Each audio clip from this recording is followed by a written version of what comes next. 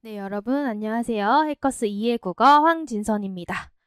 자, 우리 2025년도 지방직 9급 시험이 모두 끝이 났습니다. 시험을 치르시느라 너무너무 고생 많으셨습니다. 사실 수험 과정이라는 게 쉬운 일이 아니거든요. 때때로 내가 잘하고 있는 게 맞나? 내가 이 길을 선택한 게 맞나? 공부 너무 하기 싫어. 그리고 내가 이렇게 공부한다고 해서 합격을 할 수 있을까? 라는 걱정과 의문이 계속해서 머리에 돌고 그러다 보면 힘들어요. 근데 여러분들은 그런 순탄치 않은 과정을 모두 다 거치고 여기까지 오신 겁니다. 여기까지 오신 것만으로도 여러분들은 정말 멋지고 대단한 분들입니다. 모쪼록 여러분들 좋은 결과 있으시기를 간절하게 그리고 진실되게 기원하도록 하겠습니다. 자, 지금부터 해설 강의를 시작을 해 볼 건데요. 자, 본격적으로 해설 강의 시작하기에 앞서 이번 시험 총평을 진행을 한번 해보도록 하겠습니다. 아마 많은 분들이 느끼셨겠지만 국가직 9급에 비해서는 난도가 높은 편이었습니다. 국가직 시험이 끝난 직후에는 몇몇 분들이 저에게 그런 얘기를 했어요. 이번 국어시험 고득점을 노리지 않았는데 내가 못할 것 같았는데 고득점 내가 해냈다. 저 100점 받을지 몰랐는데 이번 시험 100점 받았어요 하시는 분들이 꽤 덜어 있었어요. 근데 아무래도 이번 시험에서는 그런 분들이 덜 할 것으로 예상이 됩니다.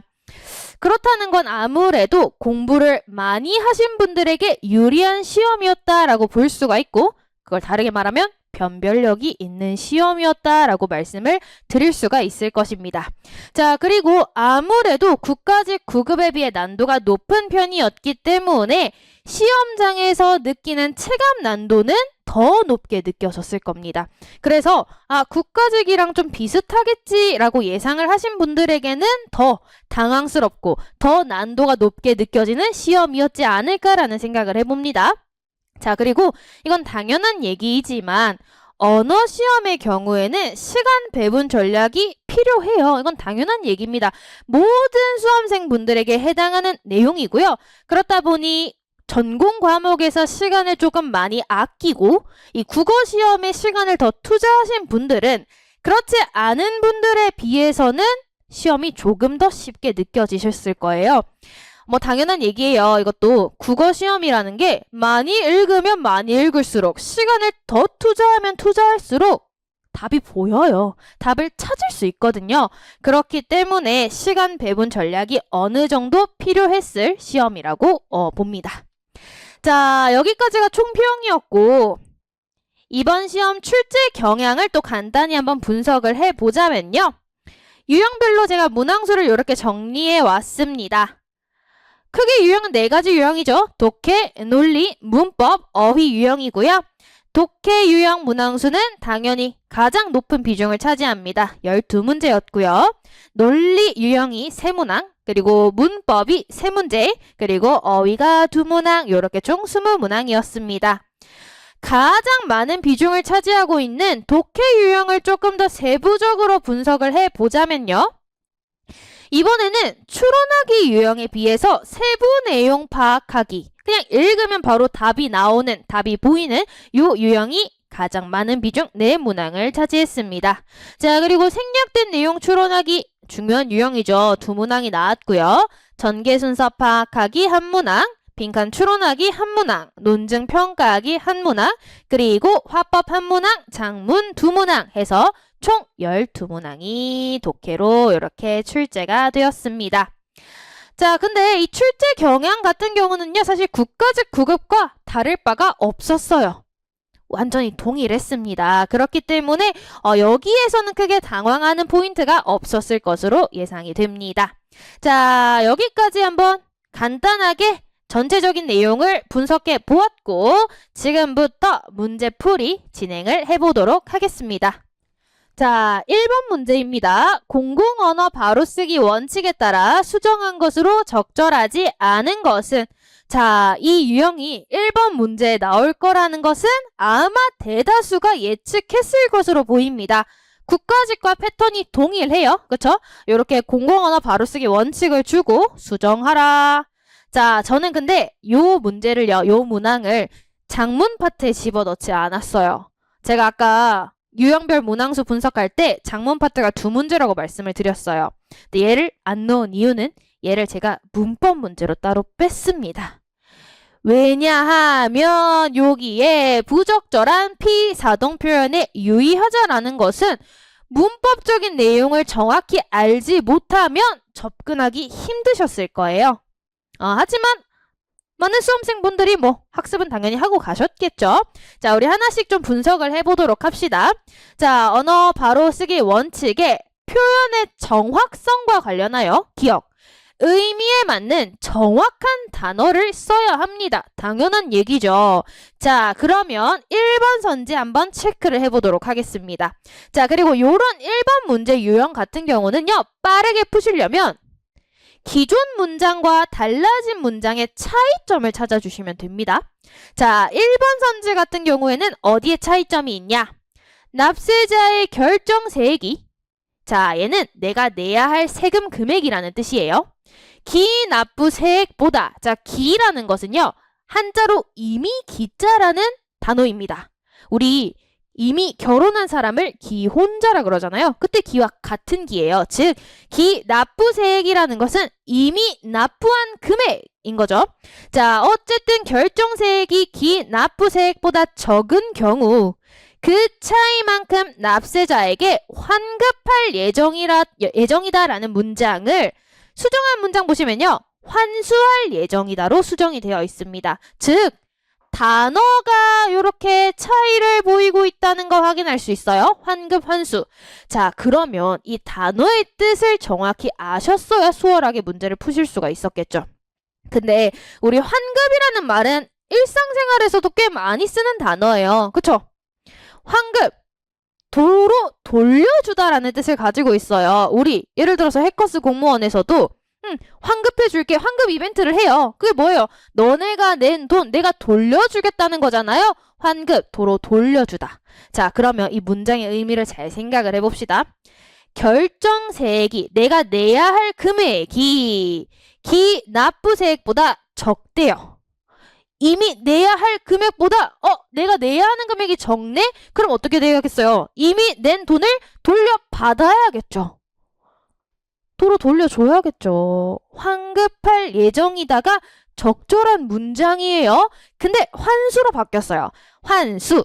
자, 수라고 하는 이 단어를 좀 잘 기억을 해주셔야 돼요. 제가 기본 이론반에서도 말씀을 드리는데 이 숫자가요. 거두다의 의미를 가지고 있어요. 거두다. 다시 말하면 받다의 의미를 가지고 있는 단어예요. 받다. 아니, 내가 돈을 더 많이 냈는데 더 받을 예정이다? 도로 거두어 드릴 예정이다? 화나죠. 적절하지 않습니다. 맥락상 판단을 해주셨어야 돼요.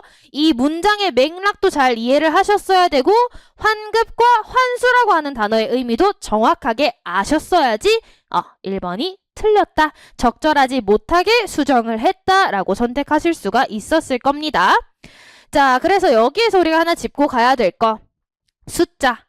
받다, 거두다의 의미를 가지고 있는 한자어다. 그거 하나 좀 체크하고 넘어가도록 할게요. 자, 우리 다른 지침 내용도 비교를 해보자면요. 자, 니은의 경우 부적절한 피동, 사동 표현에 유의하자라는 원칙이 제시되어 있습니다. 자, 그러면 2번 선지 한번 살펴보도록 할게요. 경제 성장에 방해가 되는 요소를 배제시켜야 한다. 자, 체크해봐야겠죠. 달라진 점 봐야 되니까. 배제시켜야 한다라고 하는 단어를 배제해야 한다라고 수정을 했어요. 자, 요거 사동 배울 때 제가 언급한 적 있죠? 시키다라고 하는 아이는요. 사동의 의미를 가지고 있는 전미사입니다. 시키다. 자, 근데 이 시키다의 경우에는요. 하다가 붙어도 충분히 말이 되는 단어에 굳이 무리하게 시키다를 붙였다? 그거 부적절한 사동 표현이라고 얘기합니다. 그래서 제가 예제로 드는 거, 나 걔 좀 소개시켜줘. 잘못된 거예요. 문법적으로 오류가 발생한 겁니다. 나 걔 좀 소개해줘. 이렇게 쓰셔야 됩니다. 어쨌든 부적절한 사동 표현을 하다로 수정한 것, 니은에 따라 적절하게 수정한 방안이다. 이렇게 보실 수가 있겠습니다. 자, 우리 디귿도 한번 봅시다. 자, 디귿은요, 여러 뜻으로 해석되는 표현을 삼가야 된다 하면서 하나의 뜻으로 해석되는 문장을 사용하자. 즉, 중의문이면 안 된다는 거죠. 중의문. 자, 3번 선지 볼게요. 시의회는 관련 단체와 시민들을 초청하기로 결정하였다. 자, 우리 여기에서 나오는 조사와 보이시죠? 조사와와 과의 경우에는 문장의 의미를 여럿으로 만들어줄 수 있어요. 자, 예를 들어서 시의회가 관련 단체와 함께의 의미를 가질 수 있어요. 함께 시민들을 초청하기로 결정했다. 요렇게 해석할 수도 있죠. 또는 와가 요렇게 묶일 수도 있잖아요. 관련 단체와 시민들, 즉 시의회가 초청하기로 했어요. 누구를? 관련 단체와 시민들을. 요렇게 중의적으로 해석이 가능합니다. 요것을 자 수정한 거 보실게요. 시의회는 관련 단체와 협의하여 딱 끊어버렸죠. 아, 요렇게 두 개가 묶이는 문장이었다. 중의적으로 해석되는 문장을 수정을 적절하게 했다라고 볼 수가 있겠습니다. 자, 마지막으로 우리 리을 한번 살펴볼게요. 이건 자주 나오는 아이죠. 대등한 것끼리 접속하는 뭐뭐고, 뭐뭐며, 뭐뭐와, 과 등으로 접속되는 말에는 구조가 같은 표현을 사용해야 된다. 구와 구가 짝이 되어야 되고 절과 절이 짝이 되어야 합니다. 자, 그러면 4번 선지 볼게요. 사업 전체 목표 수립 과. 자, 과에서 끊어주셔야겠죠. 자, 과 앞은요. 수립이라는 구의 형태예요. 서술어가 없잖아요. 주술 관계가 보이지 않는 구예요. 세부 사업별 추진 전략을 제시한다. 목적어 서술어 형태로 절의 형태로 제시가 되어 있습니다. 그쵸? 안 돼요. 적절하지 않아요. 그래서 수정한 거 보시면요. 여기에서는 고라고 하는 연결 어미로 연결된다. 그쵸? 사업 전체 목표를 수립하고 목적어 서술어 관계인 절의 형태이고요. 세부 사업별 추진 전략을 제시한다. 목적어 서술어 절의 관계고요. 대등한 구조로 수정했다. 이렇게 보실 수가 있겠습니다. 그래서 1번 문제 정답은 1번이 되겠고요. 넘어가도록 하겠습니다. 2번 문제. 다음 글을 이해한 내용으로 가장 적절한 것은 자, 세부 내용을 파악하는 긍정 발문의 문제입니다.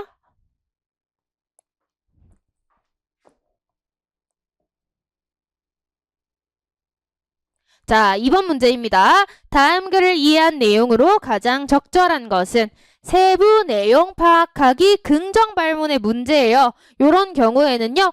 핵심 단어들 꼭꼭 집어서 열심히 읽어주신 다음에 선지로 가시면 돼요. 근데 여기서 유의하셔야 될 건 시간을 절약하기 위해선 애초에 처음 지문을 읽을 때부터 꼼꼼히 정보를 좀 파악하고 가셔야 돼요. 그렇지 않고 대충 이런 내용이구나 그러고 선지로 가셔요. 그러면 이 정보? 나온 것 같은데 정확하게 모르겠어. 왔다 갔다 하게 돼요. 그러면 시간 소요가 꽤 크기 때문에 처음부터 글을 꼼꼼하게 정리하겠다라는 마음으로 읽어주셔야 됩니다. 시작해 볼게요. 김삿갓으로 알려진 김병연의 집안은 그럼 여기에서도 정보를 주는 거예요. 김삿갓, 김병연 같은 인물. 자, 그의 할아버지인 김익순이 죄를 짓고 사형당하기 전까지 괜찮은 편이었다. 인물을 지금 소개해주고 있으니 각 인물들 좀 체크를 해볼게요. 자, 김병헌과 김익순입니다.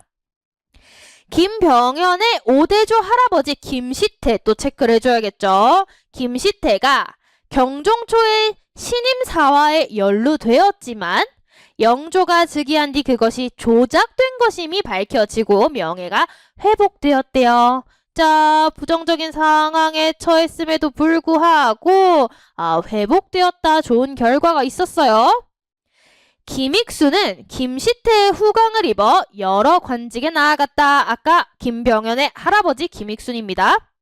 1811년 그가 선천부사로 재직 중일 때 홍경래의 난이 일어났어요.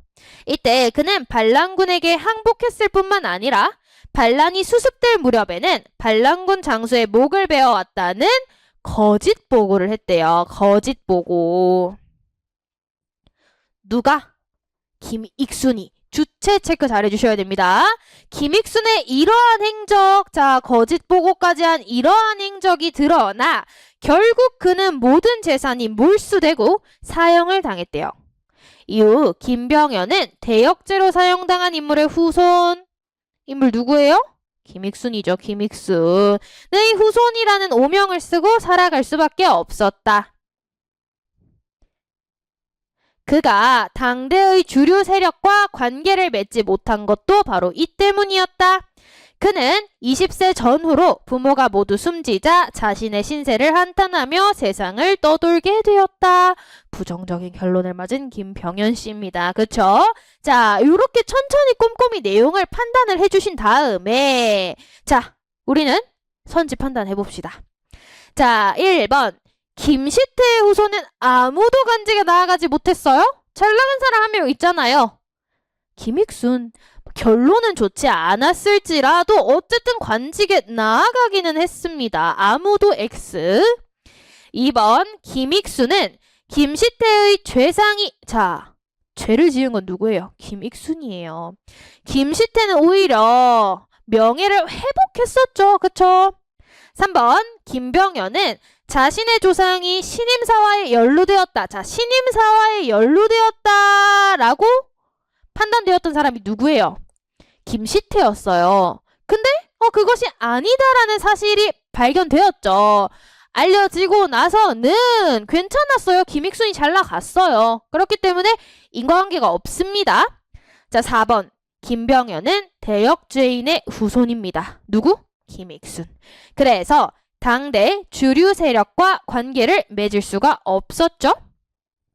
나오죠. 바로 여기 나왔었어요. 그대로 나왔었어요. 그대로 4번 선지. 그래서 얘가 세부 내용 파악하기 유형인 거예요. 추론하기 유형이 아니라. 읽고 바로 찾으실 수가 있는 겁니다. 자, 어쨌든 이번에 정답은 4번이 되겠습니다. 자, 3번 문제로 넘어가 볼게요. 3번 문제 문법 문제입니다. 다음 중 기억에 해당하는 사례로 적절한 것은 자, 기억부터 볼까요? 기억은 동음이의 현상입니다. 자, 동음이의 현상 다들 알고 계시죠? 자, 이 단어의 의미부터 좀 생각을 해보면 같을 동, 소리음. 소리는 같아요. 다만 다를 뜻이 완전히 다른 거예요. 그래서 동음이의는요. 이거 하나 생각해 주셔야 돼요. 단어 간에 연관성이 전혀 없어야 됩니다. 진짜 1도 없어야 돼요. 전혀 관련이 없어야 됩니다. 이걸 동음이의 관계라고 합니다. 자, 그래서 동음이 아시면 바로 선지로 가셔서 문제 푸셔도 됩니다. 자, 혹은 나는 사실 문법이 조금 약해. 그러면 지문을 충분히 읽으셔도 돼요.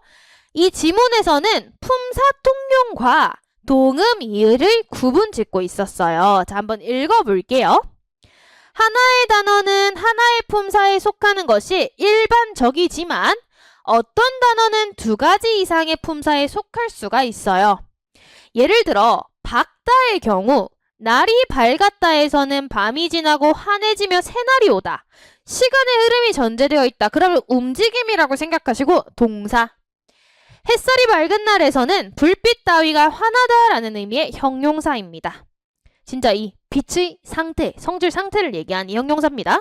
이렇듯 하나의 단어가 2 이상의 품사로 사용되는 것을 품사통용이라고 얘기합니다. 그래서 이 지문에서는요. 품사통용과 동음이의를 구분해야 된다. 구별해라. 이렇게 나옵니다. 자, 품사통용은 서로 관련된 2 의미. 자, 의미가 서로 관련 있어야 돼요. 관련. 품사통용의 경우에는. 그런데 제가 아까 말씀드렸죠. 동음이의는요. 우리 배 생각해 보시면요. 과일 배가 있어요. 타는 배가 있어요. 2 단어 관련이 있어요? 전혀 없어요. 요런 것처럼 서로 무관, 연관성이 1도 없어야 됩니다. 우연히 같은 형태로 나타난 것을 동음이의 관계라고 얘기를 합니다. 자, 그러면 이것과 관련해서 선지를 한번 분석을 해보도록 하겠습니다. 자, 이렇게 1번부터 4번까지 나오는데 자, 1번 둘 다 비교적이라고 하는 단어가 나와 있어요. 자, 제가 지금 파란 글씨로 사전적인 정의를 적어 왔어요. 자, 비교적 관점이라는 건, 자, 앞에 맥락에서 힌트를 줘요. 여러 문화를 비교적 관점, 즉, 둘 이상의 것을 서로 견주어 보다. 뭐가 다른가? 이런 것들을 비교해 본다의 의미를 가지고 있겠죠? 자, 두 번째 문장 보세요. 삼촌은 교통이 비교적 편리한 곳에 산다. 자, 이때 비교적 뭐예요? 다른 곳과 비교했을 때 보통 정도보다 더의 의미를 가져요. 자, 그러면 연관성 있어요? 없어요? 있죠? 어쨌든 둘 이상의 것을 비교해야 돼요. 그죠? 견주어 보아야 돼요. 그런 의미에서 연관성이 있어요. 다이관계라 그럽니다. 동음이 관계가 아니라. 그리고 요 아이 우리 품사도 한번 생각해 보면요. 비교적 관점, 관점이라고 하는 명사를 수식합니다. 관형사예요. 반면 비교적 편리하다 형용사예요. 형용사를 수식하네. 그러면 우리 부사라 그러죠. 뭐예요? 같은 단어가 품사가 다르네. 품사통용인 거예요. 품사통용. 자, 2번 같은 경우는요. 자, 내가 언니보다 키가 더 크다. 이번 여름에는 비가 많이 와서 마당의 풀이 잘 큰다. 어쨌든 요만한 것들이 요렇다는 거잖아요. 그죠? 다른 것과 비교했을 때 보통 정도를 넘는 거예요. 이때 크는 것도 잘하니까 점점 크기가 커지는 거죠. 의미의 연관성이 존재합니다. 존재할 뿐더러 품사 생각해 보는 거예요. 얘는요. 실제로 이 키 상태가 크다. 키의 성질이나 상태를 얘기하기 때문에 품사가 형용사가 됩니다. 요 아이 같은 경우는요. 풀이 잘 큰데요. 잘하다. 잘하는 것도 시간의 흐름이 전제되어야 되죠. 그런 것들은 모두 움직임이 전제된다 해서 과정이다 해서 동사라 그럽니다. 품사 통용이에요. 자, 3번 단어 경우에는 오늘이 나와 있어요. 자, 오늘이 드디어 기다리던 시험일이다. 이때 오늘, 지금 얘기하는 거잖아요. 지금, right now. 친구는 국립박물관에 오늘 갈 것이다. 이때 오늘 뭐예요?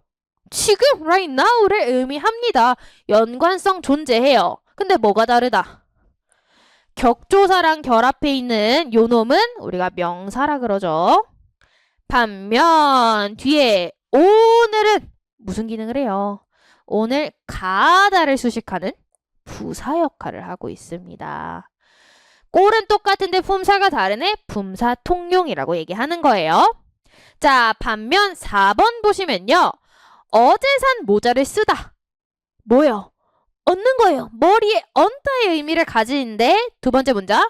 형님은 시를 쓴대요. 뭐 얹어요? 아니잖아요. 얘는 말 그대로 종이 따위에 글로 나타내다의 의미를 가지고 있습니다. 모자 따위를 머리에 얹다와 머릿속의 생각을 종이 따위에 글로 나타내다는 전혀 관련이 없어요. 1도 없는 거예요. 이런 걸 동음이의 관계라고 얘기를 합니다. 뿐만 아니라 여기에서 나온 쓰다. 둘 다 품사가 동사죠. 동사. 머리에 얹으려면 움직임이 필요하지 않아요? 그쵸? 글로 나타내려면 움직임이 필요하지 않나요? 둘 다 동사예요. 품사통용 아닌 거예요.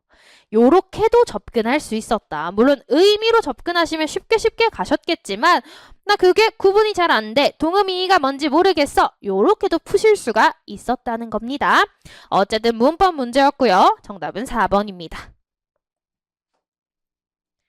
자, 4번 문제 넘어가 보도록 할게요. 4번 문제는 제가 장문 유형에 넣은 개요 고쳐쓰기, 개요 쓰기와 관련된 문제입니다.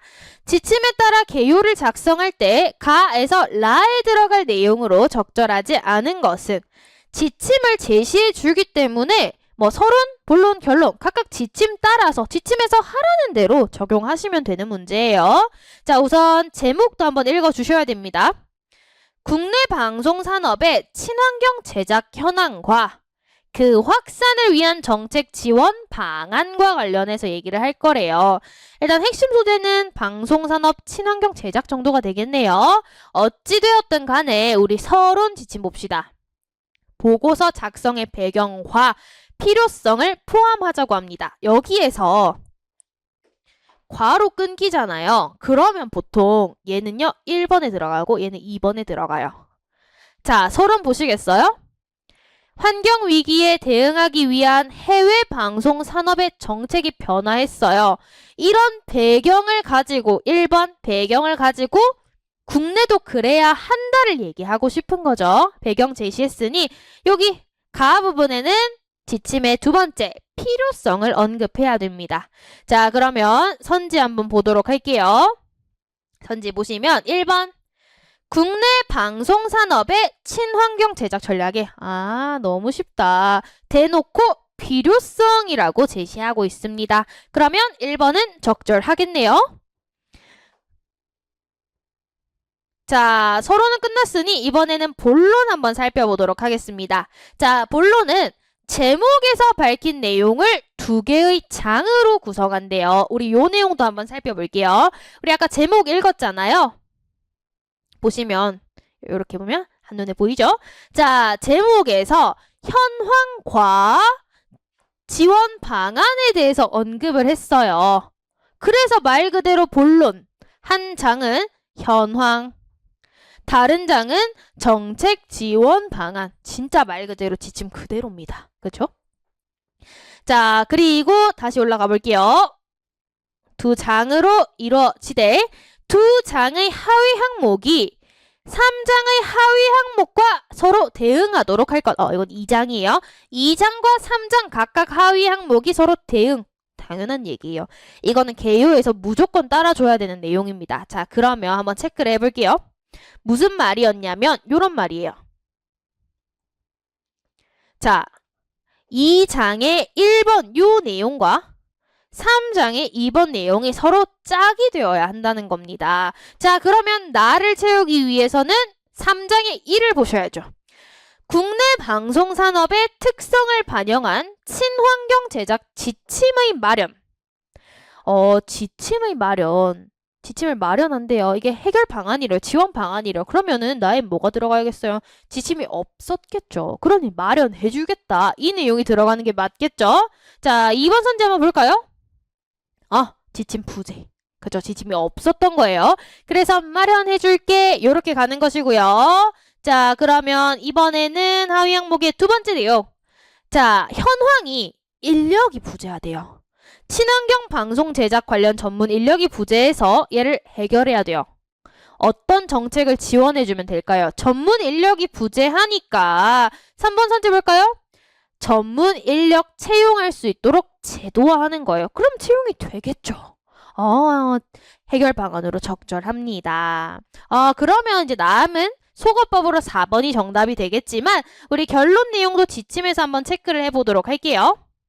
자, 결론에 들어가야 할 내용은요. 기대 효과와 향후 과제입니다. 그러면 얘도 서론이랑 똑같아요.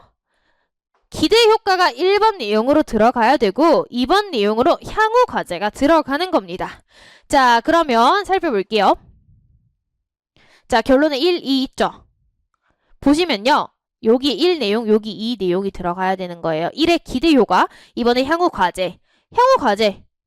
현장 적용을 위한 정책 실행의 단계적 평가 및 개선. 그쵸. 향후 과제죠. 그럼 1번에는 기대 효과가 들어가야 돼요. 이런 방안이 마련되면 어떤 효과를 얻을 수 있을까가 들어가는 게 맞아요. 어떤 효과가 얻어지겠어요? 제목이랑 연결 짓는 거예요. 아까 요 글. 확산. 친환경 제작 현황과 그 확산. 그러면 친환경 제작이 확산될 것이다. 요 정도로 들어가면 기대 효과가 될 것 같아요.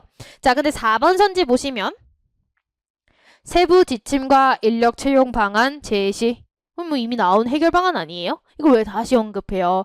재언급하라 했으면 4번이 맞겠지만 우리는 기대 효과를 찾아야 돼요. 적절하지 않습니다. 정답은 4번.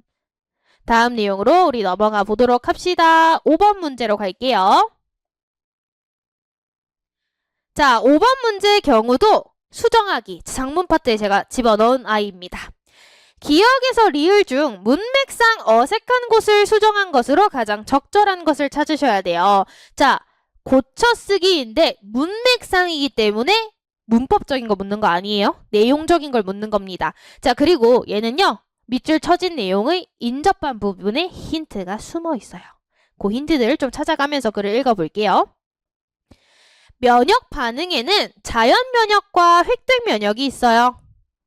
그러면 일단 핵심 화제가 두 개다, 그쵸? 이거는 글 읽기의 일반적인 내용입니다. 자연 면역이란 외부 이물질에 대해 내 몸이 태어날 때부터 지니게 된 저항 능력을 가리켜요. 자연 면역에서는 항원과 항체 사이에 직접적인 1대1 반응 관계가 존재하지 않는다. 지금 아직까지 힌트가 없었죠? 그럼 그 다음까지 읽어보세요. 외부에서 들어온 특정 항원에만 반응하는 유일의 항체가 별도로 존재하지 않는데요. 유일이 아니래요. 그렇다는 건 뭐예요? 1대1이 아니라는 거죠. 1대 다라는 거죠. 그러면 이미 적힌 기억은 적절해요. 1대1 존재하지 않아. 1대 다야. 근데 1번 선지 보시면요. 직접적인 1대1 안 돼요. 다음 문장에서 우리 1대 다라는 거 알 수 있었습니다. 1번 적절하지 않고요. 자, 이어서 살펴볼게요. 자연 면역은 세균과 같은 미생물 등을 외부 이물질로 인식하여 제거합니다. 예컨대 코나페에는 점막 조직이 발달해 있어 외부 이물질을 걸러내요. 세포 차원에서는 대식세포의 기능이 자연 면역인데 이 세포는 외부 미생물이 어떤 종류인지 관계없이 제거하죠. 왜? 유일하지 않다 그랬잖아요. 이거는 이미 우리가 읽은 요 내용이 전체적으로 힌트가 되겠습니다. 어떤 종류인지 관계없죠? 정해진 게 특정된 게 아니니까 이미 적힌 문장이 적절해요. 근데 우리 선지로 가볼게요. 특정, 유일 안 되죠. 특정, 유일 X 치셔야 됩니다. 자, 다음 문단 체크해 볼게요. 특정 항원에만 반응하는 유일의 항체를 생성하는 면역 반응을 획득 면역. 드디어 특정 나왔다. 그쵸?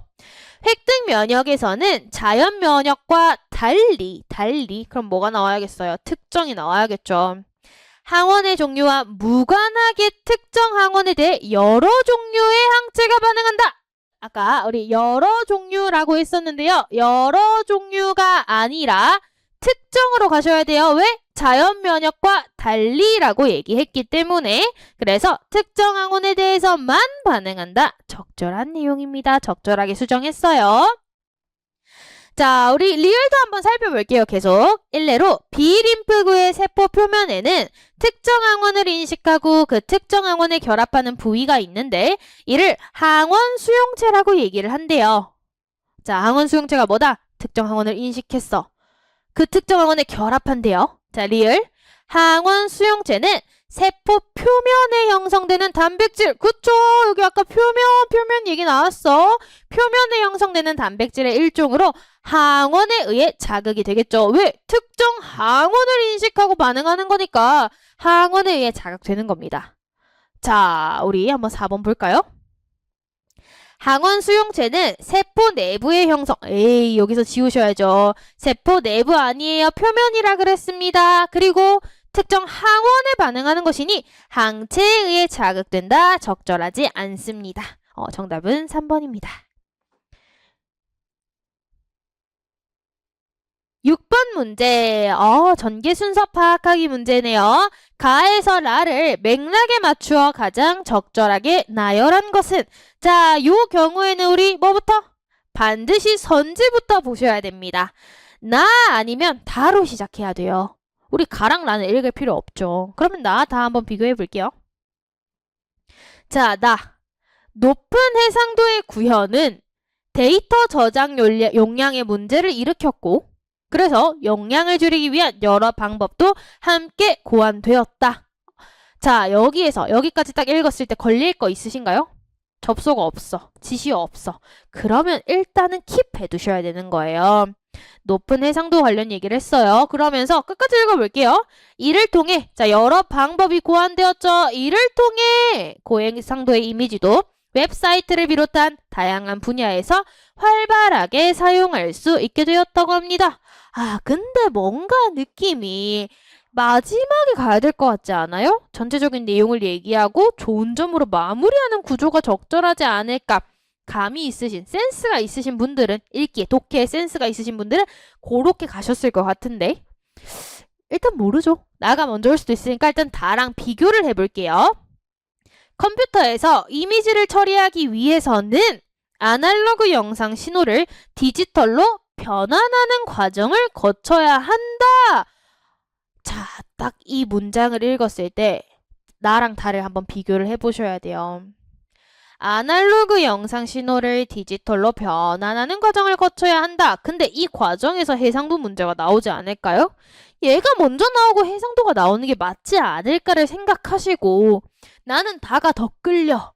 요렇게 가시면서 선지를 좀 비교해 보는 거예요. 일단 읽어볼게요.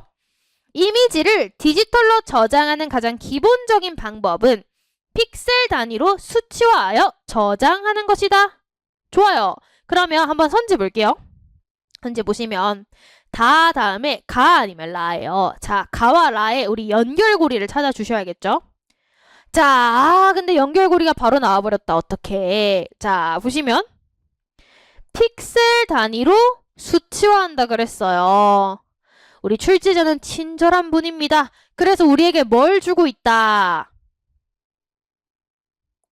연결고리를 주고 있는 거죠.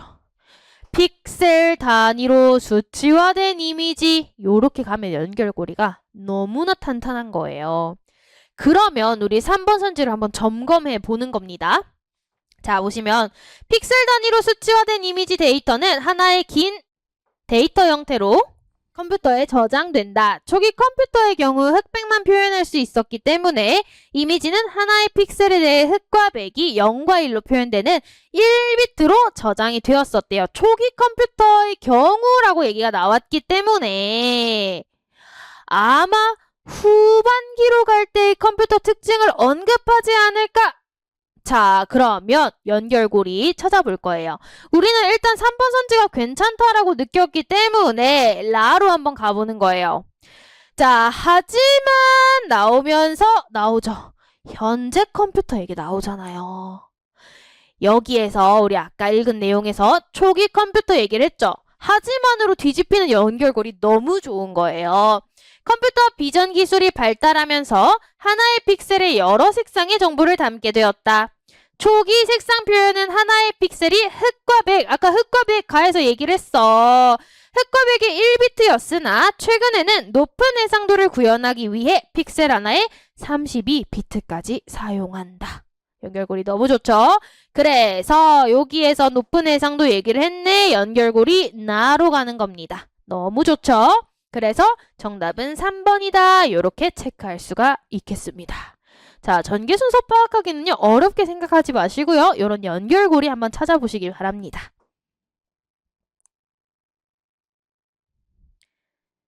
자, 우리 이번에는 세트형 문제네요. 세트형 문제 7, 8번. 다음 글을 읽고 물음에 답하시오. 자, 한번 글을 읽어야 되는데 항상 세트형에서는요, 글 읽기 전에 자, 어떤 문제가 나오는가 좀 점검을 해보는 겁니다.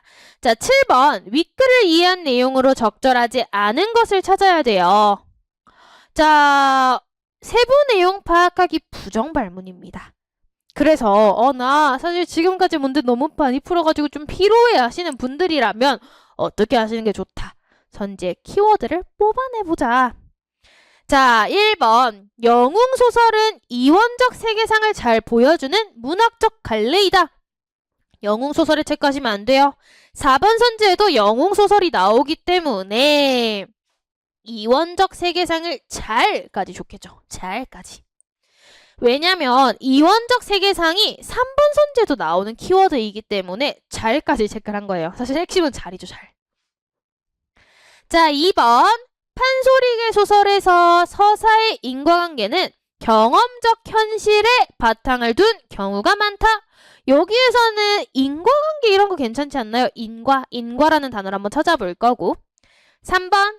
천상계의 대리자가 지상계의 서사를 결정하는 작품에서는 이원적 세계상이 발견된다. 그러면 천상계가 지상계를 결정한대요. 그럼 천상계가 뭔가 대단한 사람인가? 요런 걸로 묘사되는가? 그런 작품에서 이원적 세계상이 발견되는지 찾아볼 거고. 4번 비교 구문이네요. 영웅소설에 비해 판소리계 소설. 그럼 얘가 핵심이 되는 거죠. 판소리계 소설에서는 초월적 세계가 현실의 문제를 해결.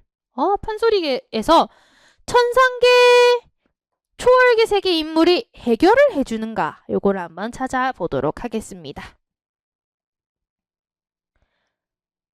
천상계와 지상계로 나누어진 영웅소설의 세계 구조에서 서사적으로 중요한 것은 지상계의 일이지만 인과론적 구도로는 천상계가 우위에 있대요. 자, 지금 영웅소설 얘기하고 있어요. 영웅소설.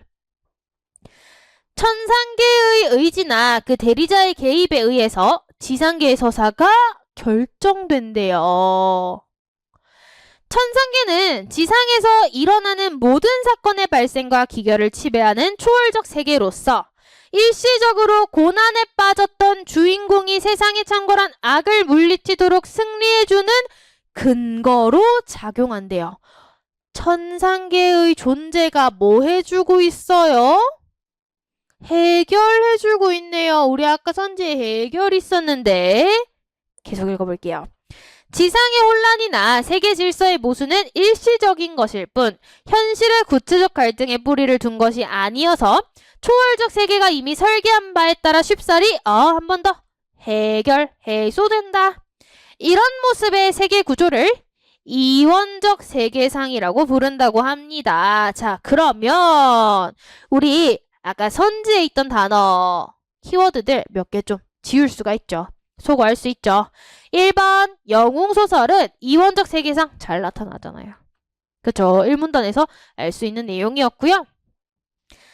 자, 3번 같은 경우요. 천상계의 대리자가 지상계의 서사를 뭐예요? 영웅소설입니다. 이원적 세계상 발견이 됩니다. 자, 근데 여기에서 4번 선지에서 엥 하셔야 되죠. 왜? 영웅소설에서 분명히 해결하는 양상이 두드러지는데? 어잉? 사실 여기에서 간 크신 분들은 4번 선택하고 가셔도 무방해요. 자, 근데 불안하잖아요. 판소리계가 더 해결할 수도 있잖아요. 그러면 우리 판소리 한번 읽어보시면 됩니다. 자, 반면에 판소리계 소설의 세계상은 대체로 이론적이래요. 이론적이라는 건 이원적과 반대되는 말이 아닐까요? 경험적이래요. 판소리계 소설에는 초월적 세계가 지배적 장치로 나타나는 경우가 드물대요. 지배가. 현실의 경험적 인과관계에 의해 서사가 전개된다. 자, 인과관계 아까 있었죠? 현실의 경험적 인과관계가 중요해요. 예컨대 변학도의 횡포로 인한 춘향의 순환, 흥부의 가난과 고난, 심청과 신봉사의 불행, 유혹에 넘어간 토끼의 위기 탈출, 배비장의 욕망과 봉변, 장기의 죽음 등은 초월적 세계의 의지나 그 대리자의 개입 없이 현실적 삶의 인과에 따라 이루어지는 것이다. 자, 그러면 우리가 체크할 수 있는 내용이 나오게 되겠죠? 자, 보시면 2번 선지 넘어갔잖아요. 판소리계 소설에서 서사의 인과관계는 경험적 현실 그대로 나왔습니다. 2번까지 소거하면 우리 소거법으로도 4번 체크할 수 있어요. 4번에서는 초월적 세계가 두드러지지 않아요. 그쵸? 지배 양상이 두드러지지 않아요. 정답은 4번이 되겠고요. 자, 8번 문제를 미리 체크 안 한 이유는 지문 읽으시면서도 아실 거예요. 기억에 밑줄 쳐져 있는 거 뭐 나오겠다? 어휘 문제 나오겠다. 자, 일어나다 라고 하는 단어가 나옵니다. 자, 요런 어휘 문제 풀 때는요. 얘랑 호응이 되는 다른 문장 성분을 좀 체크를 해주세요. 자, 뭐가 일어나는 거예요? 지금 수식관계, 피수식관계로 되어 있어서 그렇지 정확하게 문장 성분으로 접근하면 어떤 사건이 일어나다, 그쵸? 일어나다 원래 서술어니까 사건이 일어나다, 사건과 호응이 되는 단어입니다. 자, 그럼 사건이 일어나다 대체할 수 있는 어휘를 체크해 보시면요. 사건이 생기다도 괜찮죠? 이게 사전적인 정의입니다. 혹은 많은 분들이 사건이 발생하다 요렇게 접근을 많이들 하셨을 것 같습니다. 아주 접근을 잘 하신 거고요. 자, 발생하다의 의미를 가질 수 있는 선지를 찾아보겠습니다. 자, 모두 다 일어나다 이렇게 체크가 되어 있고요. 이 일어나다와 호응이 되는 단어를 좀 체크해보면 얘는 물보라가 일어나는 거죠. 얘도 위의 문장처럼 수식, 피수식 관계로 되어 있어서 그렇지 문장 성분으로 분석하면 물보라가 일어나다요. 불꽃이 일어나다. 아침에 일찍 일어나다. 싸움이 일어나다. 자, 그러면 문장 성분 체크했고 거기에 발생하다를 집어넣어 보세요. 가장 적절한 건 싸움이 발생하는 거죠. 정답은 4번이 되는 겁니다. 나머지 단어들 좀 체크를 해보면 1번에 일어나는 건요. 물보라가 위로 섰거나 부풀어 오르다. 2번 불꽃이 가까스로 일어났대요. 즉 약하거나 희미하던 것이 성해지다의 뜻을 가지고 있습니다. 자, 3번 아침에 깨어나는 거죠. 깨어나다. 정답은 4번이 되겠습니다. 자, 9번 문제 넘어가 볼게요. 논리 문제가 나왔습니다. 다음 진술이 모두 참일 때 반드시 참인 것은, 자, 그러면 일단 무작정 기호화하세요. 자, 영희가 전부 다 주어로 중복되니까 얘는 굳이 넣지 않겠습니다. 영희가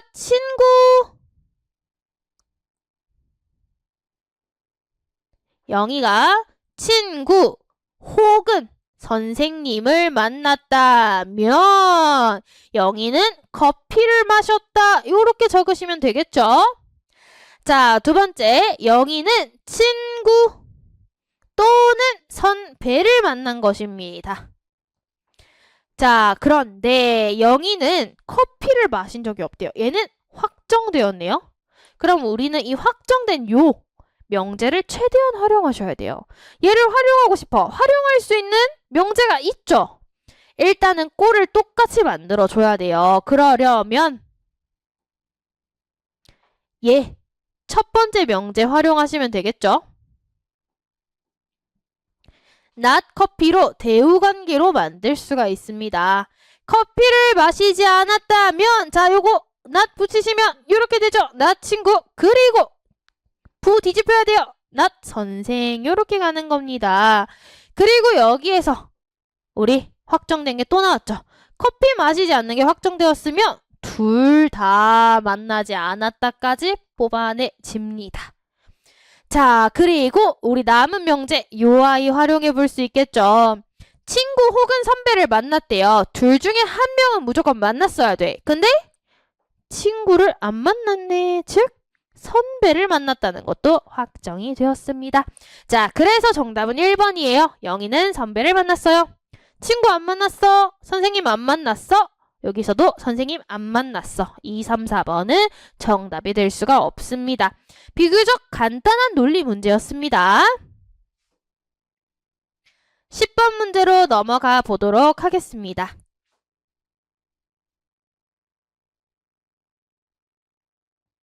자, 이번에도 세트형 문제입니다. 다음 글을 읽고 물음에 답하시오. 자, 그러면 요 아이도 마찬가지로 우선 발문 체크를 좀 해볼게요. 10번. 윗글을 이해한 내용으로 가장 적절한 것은 세부 내용 파악하기 긍정 발문이에요. 요 아이도 글 열심히 읽으면 되겠고, 이것도 지문의 형태를 보시면 아시겠지만 기역에서 리을까지 이렇게 밑줄이 쳐져 있어요. 어휘 문제겠죠? 유사한 표현 찾기입니다. 그러면 우리 여기 11번에 나와 있는 요 단어들을 집어넣어 보시면 돼요. 각 문장에다 집어넣으면서 우리 한번 대체 가능한지 불가능한지 접근을 할 건데, 미리 하나만 말씀드리면요. 사실 2번, 3번, 4번 단어는 생소한 단어가 아니에요. 근데 1번 한자 어휘 영합이라고 하는 단어 조금 생소하셨을 수도 있을 것 같아요. 영합하다라고 하는 단어는요, 서로 뜻이 맞다라는 단어입니다. 서로 뜻이 맞다라는 의미를 가지고 있어요. 미리 말씀을 드렸고, 자, 글 읽어가면서 우리 어휘 체크도 같이 동시에 한번 해보도록 할게요.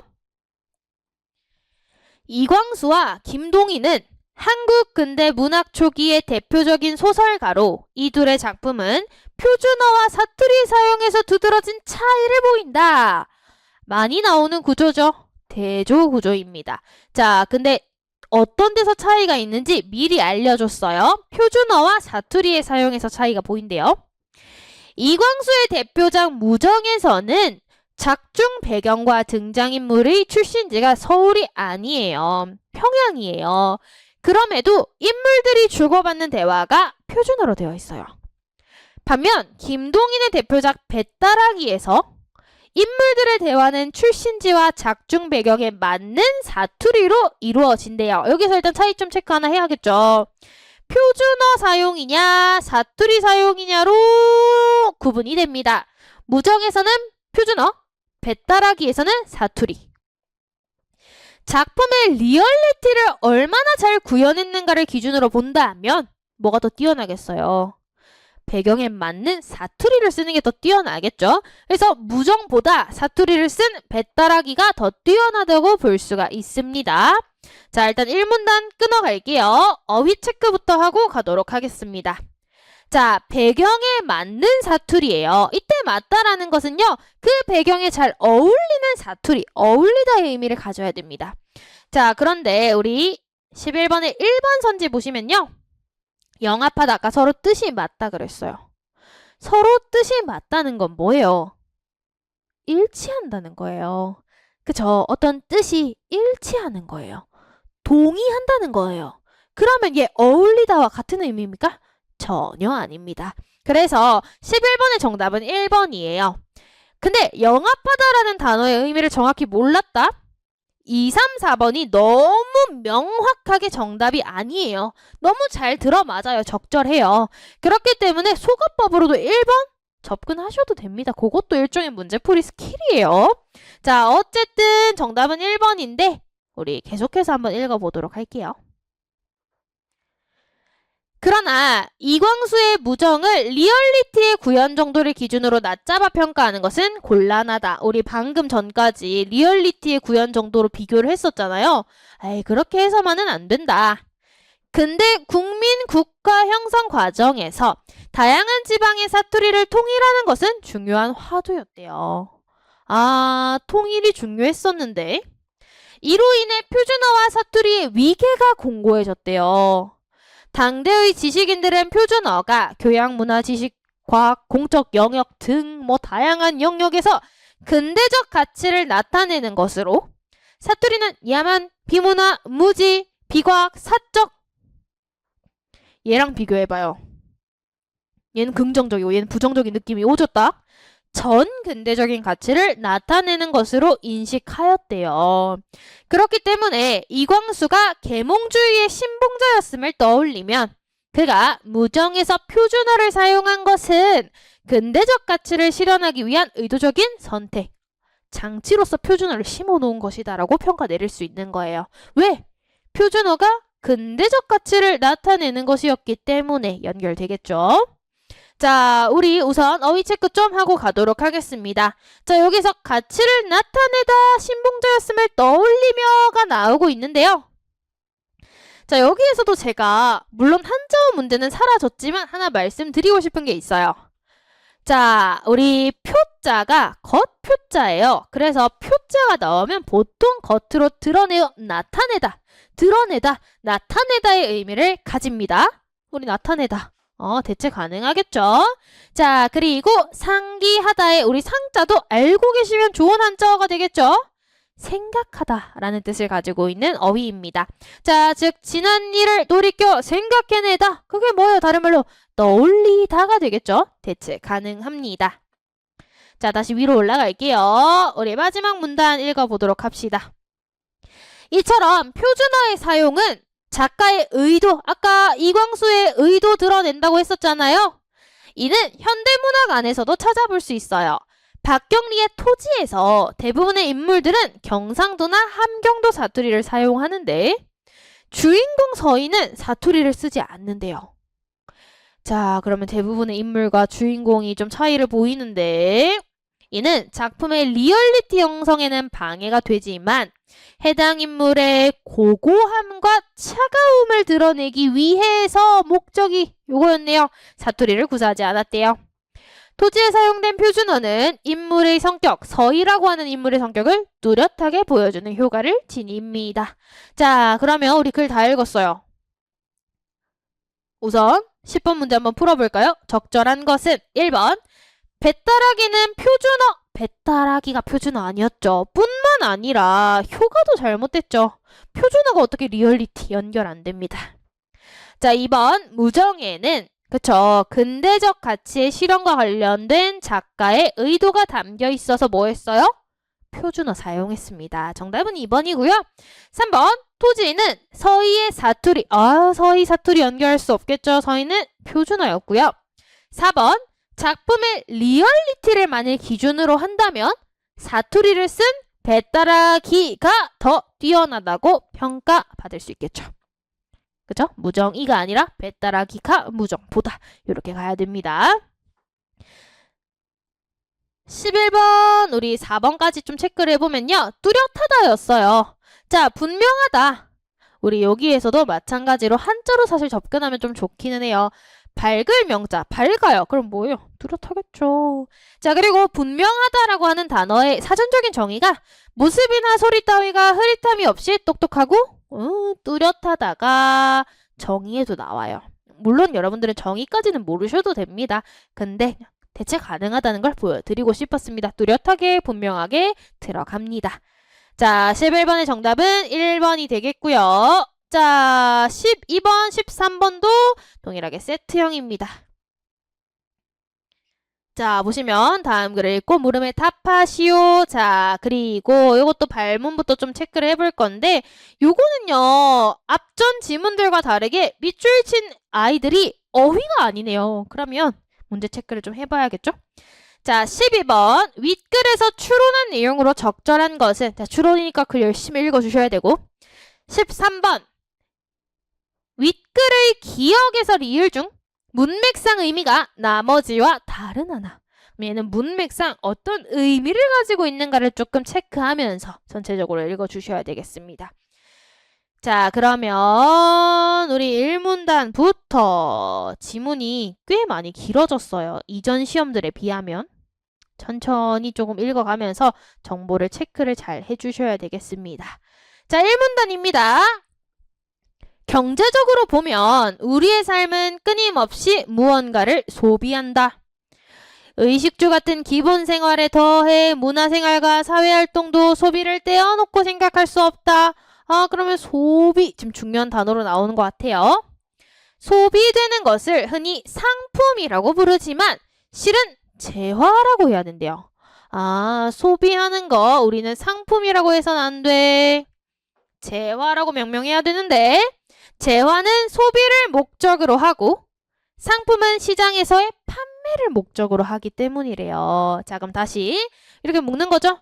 재화와 소비를 묶어야 되고 상품은 판매로 묶어야 됩니다. 그래서 소비하는 걸 상품이라고 할 수 없는 겁니다. 자, 이렇게 볼 때 재화는 인류 역사상 늘 있었죠. 소비는 계속한다 그랬잖아요. 끊임없이 늘 있었지만 상품은 자본주의, 그쵸, 왜? 시장에서의 판매니까 자본주의 시대에 이르러 출현하였습니다. 이 문단, 냉전 시대에는 다음과 같은 말이 있었다. 자본주의에서는 상인이 최고이고 판매하는 사람, 그쵸, 상품. 사회주의에서는 공직자가 최고이다. 자본주의는 자유경쟁을 기본으로 하기에 물건을 싸게 사서 비싸게 파는 상인이에요. 그럼 이때 상인이 다루는 이 물건은 상품이 되겠죠. 정확하게 얘기하면.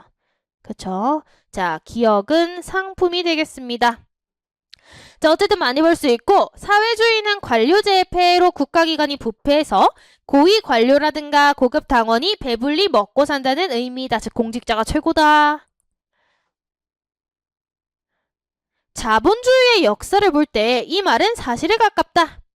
자본주의는 애초부터 상업의 발달과 밀접한 관계가 있었다. 중세 상인들이 물건을 시장에 팔아 이윤을 얻기 위해 수공업자들을 조직하여 그들에게 자본과 도구를 빌려주고 물건을 대신 생산하게 한 데서 자본주의가 출발하였대요. 그러니까 상업의 발달, 자본주의 관련이 있다는 거죠. 이윤을 얻기 위해서 이제 생산하라. 이렇게 한 거고 그러면서 자본주의가 시작했다고 합니다. 자, 이처럼 자본주의는 상품, 기억도 상품이었는데 그럼 일단 1번, 2번은 안 되겠죠. 답이 될 수 없겠죠. 상품은 그것이 판매될 수 있는 시장을 전제로 생산되는 것이기 때문에 시장이 형성되어 있지 않는다면 상품도 존재할 수 없어요. 그쵸? 상품이 뭔데? 팔아야 되는 거잖아요. 시장이 없으면 어떻게 팔 수도 없는데. 시장이 있어야지만 상품이 있을 수 있는 거예요. 목수가 집에서 쓰기 위해 만든 의자래요. 뭐예요? 판매할 거예요? 아니잖아요. 목적을 알려주잖아요. 판매가 아니라 집에서 자기가 쓰려고. 뭐예요? 소비인 거죠, 얘는.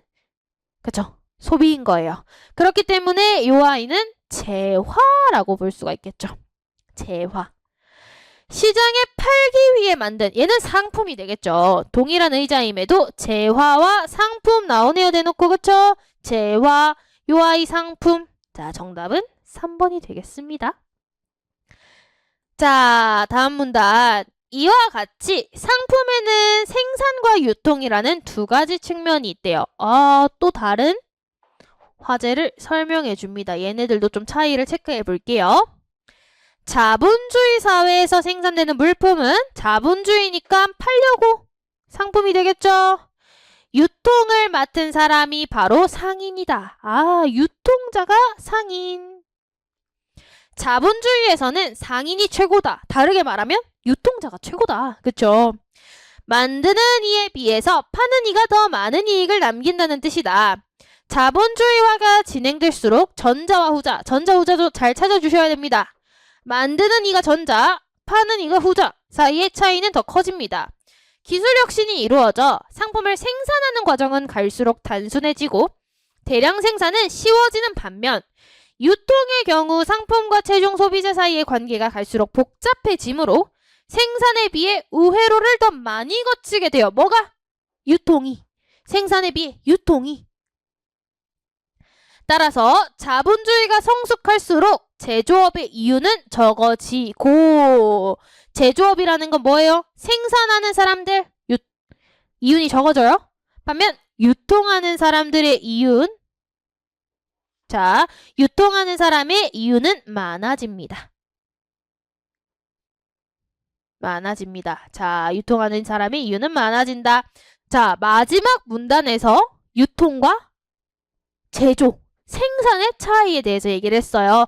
결국 마지막 문단에서 하고 싶은 말은 생산은 이윤이 덜해요. 제조는. 그죠? 근데 유통, 상인이요. 상인. 판매하는 사람. 이윤은 많아진다. 차이가, 갭이 커진다 얘기를 하면서 마무리가 되었습니다. 자, 그래서 12번 윗글에서 추론한 내용으로 가장 적절한 것은 1번 사회주의에서는 유통이 생산보다, 자, 사회주의 갑자기 선지에서 왜 나왔어요? 아까 사회주의에서는 공직자가 최고다. 그 말 때문에 사회주의라는 단어를 선지에 넣은 거예요. 근데 여기에서는 이런 내용을 알 수 없어요. 공직자가 최고다라고 얘기를 했으니. 자, 2번 상품이 존재한다는 건 시장이 형성되어 있는 거죠. 상품이 있다는 건 시장이 있다는 거예요. 그쵸? 그쵸? 왜냐? 상품은 판매용인데 시장이 없으면 상품을 왜 만들어요? 그쵸? 형성되어 있다는 게 전제로 깔려 있는 거예요. 정답은 2번이고 3번 자본주의가 성숙할수록 갭이 커져요. 그쵸? 차이가 늘어난다고 했고 마지막 문단에서 4번 중세 상인들은 물건의 생산 단가를 낮추기 위해 손수 생산하였다? 아니에요. 맡긴다 그랬잖아요. 그쵸? 자신들의 이윤을 위해 맡긴다 그랬습니다. 손수 생산 X. 정답은 2번이고요.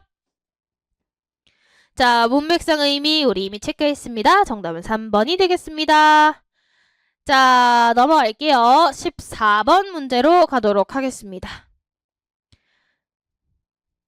자, 14번. 다음 글에서 추론한 내용으로 적절하지 않은 것은, 자, 열심히 글을 읽어라. 좋아요. 읽어봅시다. 모든 기호에는 정보성, 즉 의미가 있다. 자요. 저는 이런 즉 나오면 그냥 막 이렇게 체크해요. 정보성이라는 건 의미가 있다는 뜻이라고 합니다. 다시 말해 정보성은 기호가 가진 필수 조건이다. 그쵸? 왜? 기호라는 것의 개념이요.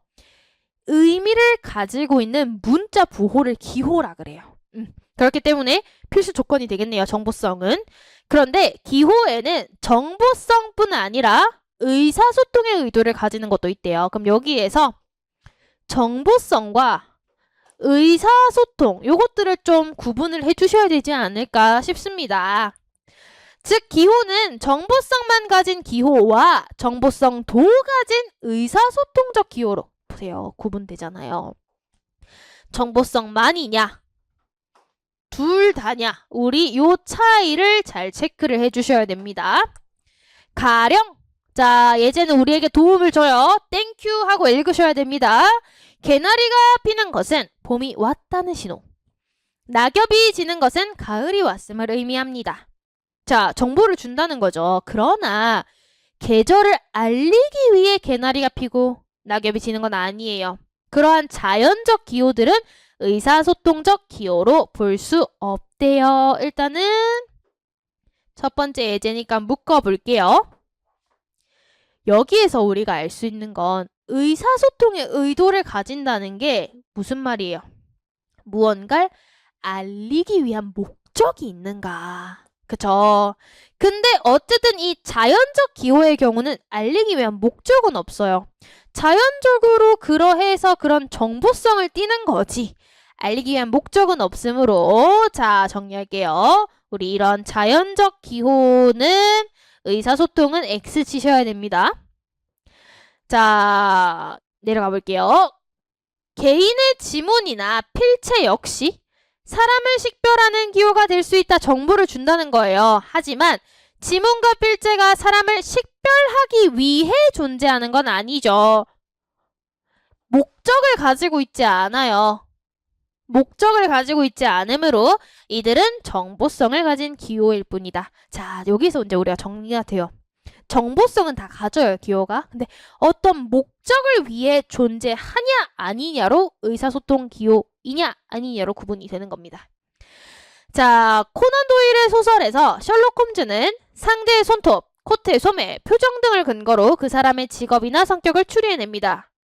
홈스에게는 이런 것들이 모두 정보를 제공하는 기호가 되겠죠. 그러나 걔네들이 정보를 제공하기 위해서 존재해요? 아니잖아요. 목적성을 가지고 있지는 않으므로 의사소통적 기호라고는 할 수 없어요.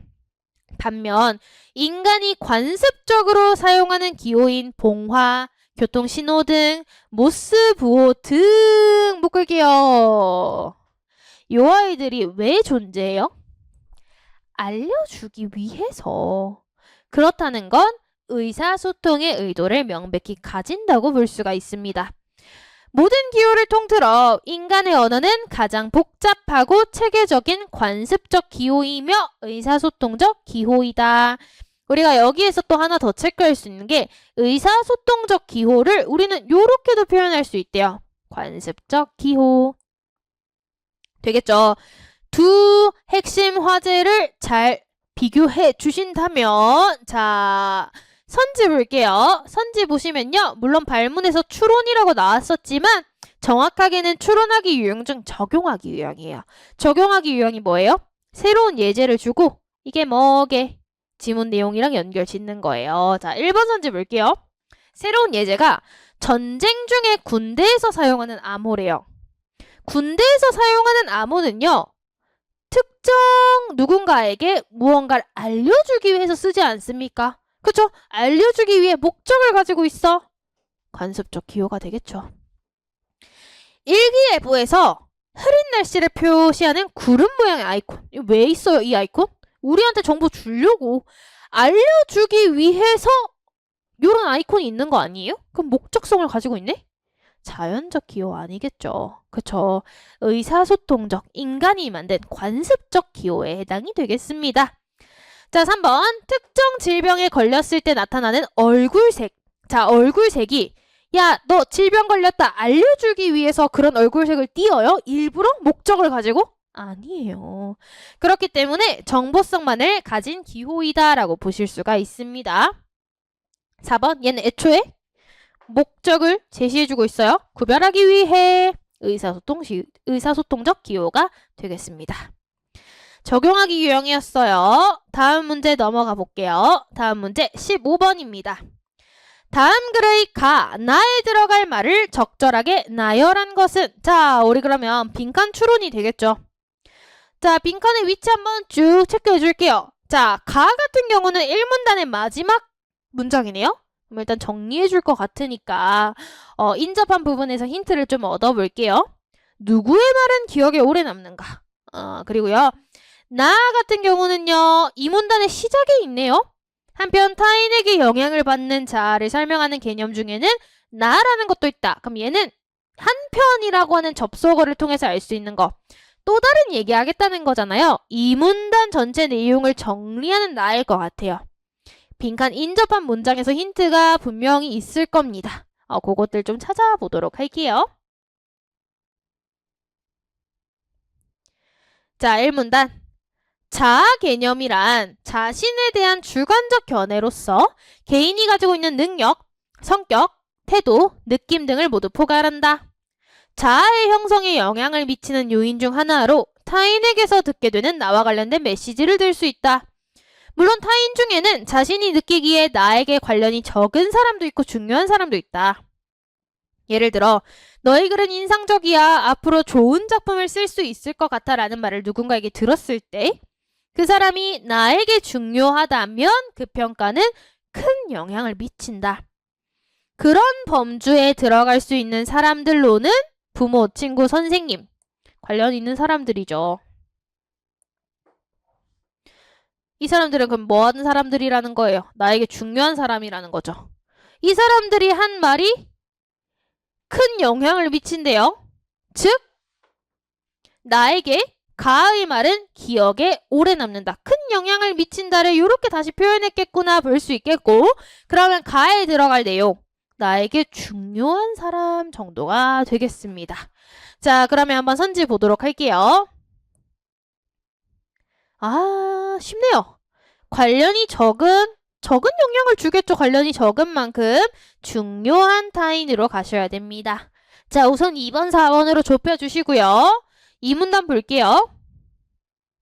한편 타인에게 영향을 받는 자아를 설명하는 개념 중에는 나라는 것도 있는데 이 개념에 따르면 우리는 타인과 상호작용하는 과정에서 단순히 타인을 모범으로 삼아 따라하거나 타인의 훈육을 통해 자아를 형성한다기보다는 앞에 내용 다 중요하지 않아요.